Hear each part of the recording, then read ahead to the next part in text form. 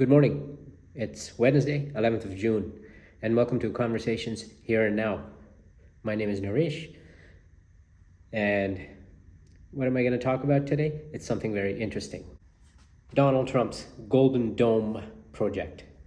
I'm sure you've all heard of it at some point in the last few months since Trump got into power and was sworn in on January 20th. He started talking about it immediately after that. So what is it about? Let's look at it a little bit today. It's a Golden Dome defense project that is proposed missile defense system designed to protect the United States from various aerial threats, including ballistic missiles, cruise missiles, and hypersonic weapons. This system is inspired by Israel's Iron Dome and would utilize a multi-layered architecture combining ground-based and space-based sensors and interceptors. Sounds pretty good. Sounds really good, in fact. We'll all be protected. And let's all also remember that Trump has asked Canada to join this project as well. So, what are the key features of this? First one, comprehensive protection. This Golden Dome project aims to provide comprehensive protection against emerging aerial threats, including missiles launched from space or anywhere else on this planet. Space-based interceptors. The system would include space-based interceptors capable of neutralizing threats from anywhere in the world. So I want you to remember it says from anywhere in the world. Advanced technologies. The Golden Dome incorporate cutting-edge technologies across land, sea, and space, including space-based sensors and interceptors. So when you hear this, you think, wow, this is really good for us, Canada and the US, right? So let's look at it a little bit in detail. So let's start with potential implications of this. International collaboration. The project may involve international collaboration with Canada potentially being an early partner. Now, remember, Prime Minister Carney has acknowledged this, but he hasn't said anything more about it at this time. So we haven't signed anything. It's just an acknowledgement. Militarization of space. The deployment of space-based interceptors has raised concerns about the militarization of space and potential arms race. We'll look into that a little bit too. So first of all, I want you to remember that this is supposed to be based on Israel's Iron Dome system. I'm not sure if people realize how much bigger the US is. And I'm just talking US, not even including Canada yet. So how much bigger the US is compared to Israel. Israel is 22,000 square kilometers, and the US is 9.6 million square kilometers. So quite a bit bigger than Israel. So this system works well, almost perfectly, when it's just Israel with their smaller size. US is a massive country, obviously, at 9.6 million square kilometers. And would it work? We'll see. So, as I said, the key features I've already listed: at comprehensive protection, space-based interceptors, and advanced technologies. So, first thing is the technical challenges. At first look, it's been looked at by scientists and experts. At first look, the system is deemed scientifically impossible by some experts due to the complexity of intercepting various types of missiles, including ballistic, hypersonic, and cruise missiles. Nowadays, these missiles travel at very high speeds, so making it far more difficult to intercept them using this kind of technology. It may work, it may not work. And of course, let's remember that who's going to be shooting at us, at the US and Canada as well? There's only a few countries in the world that have that kind of technologies to have missiles like that can shoot at the US. One is, of course, Russia. Another one is China. I mean, US and Britain are our allies, so I don't think they would be shooting at us. North Korea, I don't think has that technology yet to be able to build a missile to travel all the way to the US. I don't think they have that yet. So really only two big countries. And if somebody was to think about shooting these hypersonic and cruise missiles, etc., at the US, they could actually send in, at one time, use decoys, such as you send in 10 missiles, and out of that only 2 are fully operational and live. The rest are all decoys. Makes it much harder to find out which one is real when they all are basically acting the same. So there's no system. Even Israel's Iron Dome system that stops 100% of the missiles. Even when Israel was recently attacked by Iran, some of the missiles did get through. So if somebody's shooting decoys at you and they put in to the decoys, some of the missiles may be live, some might get through, even with this system. They can use countermeasures to overcome this system if they're an advanced enough country, or saturate the defenses, making it ineffective. So already, and these are experts in this field that are saying this, okay? So the timeline. Now, Trump absolutely wants the project completed within 3 years, because most likely he will not be running again, and he wants this to be one of his legacy projects. So whether he runs again or is able to or not, constitutionally, that's a different topic. But the fact pretty much remains that most likely he will not be able to run again. So he wants it finished in 3 years. But again, experts who are looking at this extremely complex system are saying that it could take up to 20 years for this to become feasible.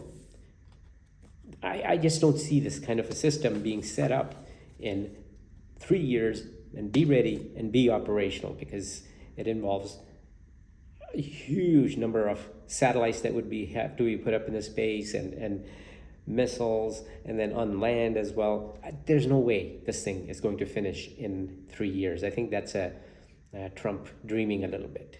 So, and the cost of this thing, just to get the project going, is $25 billion. That's just to get it going, okay? Overall cost is $175 billion. But again, experts are saying there's no way this thing is going to be built with $175 billion. This golden dome covering US and possibly Canada is going to cost $500 billion and up to $1 trillion. Trillion with a T, yes. So financial sustainability of this project is already being questioned. And it would require significant budget approvals from multiple presidential terms. If this project starts getting off the ground, and who knows who will win the next election? Maybe the Democrats win it and they'll kibosh it pretty much. That's almost a given, especially with the funds can be spent better across the U.S. for so many other better things, from feeding people to schools to hospitals. There's so many better projects than spending up to $1 trillion on this project. Okay, so the cost is extremely exorbitant. Space-based arm race, that's the next concern. The deployment of space-based interceptors could spark a new arms race in space, potentially leading to further militarization and instability. And this started way back with Ronald Reagan in the 80s, when he had spoken about his Star Wars system that could almost the same thing that could shoot down missiles shot at the US from anywhere. It never really got off the ground. It was supposed to, but it never really got off the ground, and it was kiboshed. It was canceled. But here we are again trying this. So, and Trump is pretty adamant that he is going to try this. The funds have already been set aside in the new big, beautiful budget that he is trying to get through the Senate right now. So the funds are there, so he wants to do it. But I'm sure even he realizes that this is not going to happen in 3 years. 3 years. So time comes and flies and goes. And if he was able to run again, maybe he could push at it and finish it and get it going in a big way in, 8.5 years if there was another term, but there isn't. So I really don't see this going beyond his term. So, and he's only got 3.5 years left. Next one is false sense of security.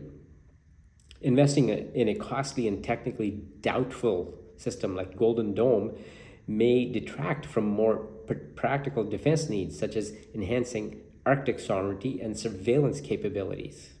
Now, yes, that's exactly what I'm talking about when I say the money, even for defense, the money could be spent better in better ways, whether it's, strengthening your forces, land forces, sea forces, Air Force.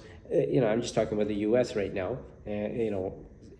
Rather than just putting up to $1 trillion in this system that chances are will not work, because we don't have that kind of technology right now to be able to put it in such a large area and have it work. It may, and again, if the U.S. was the same size as Israel, about the same size, then you might be able, of course, do it. But the size of U.S. and then Canada, if Canada joins in, makes it really doubtful that this would work. And again, the next one for us Canadians is Canada's role in it. That Trump is put out the cost that Canada would have to pay 61 to 85 billion to be included in the Golden Dome. Of course, he also keeps saying that if Canada becomes the 51st state, then they wouldn't have to pay anything.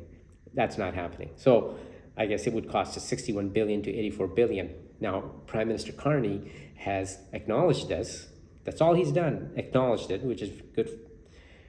I think that's great of him to acknowledge it. That keeps Trump quiet at this time.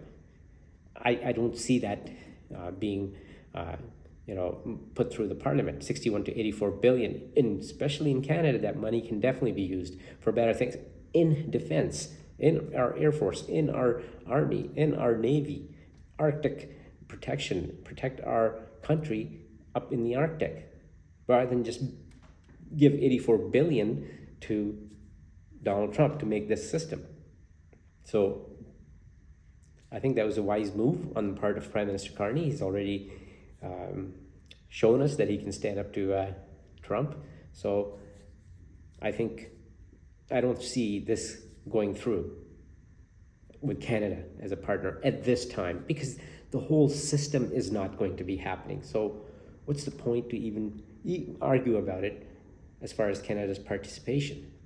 Yes, Trump will try everything in the next 3.5 years to try and finish it, but it's not happening. It's not happening. So, and of course, there's companies that would love to be part of this. From everything from Elon Musk, who wants, because it'll be space-based, so he's got satellites up in space. Of course, he wants to be part of it, but who knows if he's going to be part of it, because him and Trump are now shooting with each other, fighting with each other. So who knows if that would happen, or it would go to some other company. There's many, many big defense contractors that would love to get a contract like this, $1 trillion. They would love it, right? So, but it's most likely not going to happen, because none of them can promise that this would be done in 3.5 years. And almost assuredly, even when Trump leaves, yes, he will leave. When Trump, unless he does something to become a dictator, which he already is, but all that is for a different topic. Even if the next Republican person comes in, whoever that may be, they most likely will cancel it as well and use funds for something better to strengthen the U.S. forces.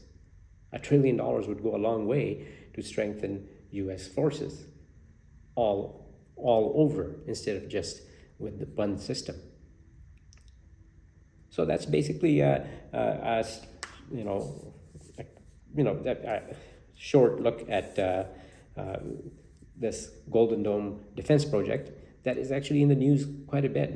There's a lot of things that are in the news quite a bit, but this is in the news because it's in the big, beautiful budget. The money's already been put in there to start the system. So let's see what happens over the next few months, next 3.5 years, see where things go and what kind of success this has. So if you like what you heard today, if you like my topic, please like, subscribe, and share it with your friends. It doesn't cost you anything, and it helps out our algorithms. And if you have any comments, please put them in the comments. If you have any suggestions, if you agree with me, disagree with me, please let me know. And this is not anything based on politics in that sense, party-based politics. This is an idea that's been put forward, and I'm just looking at the idea. Okay? Thank you very much, and I'll see you next time.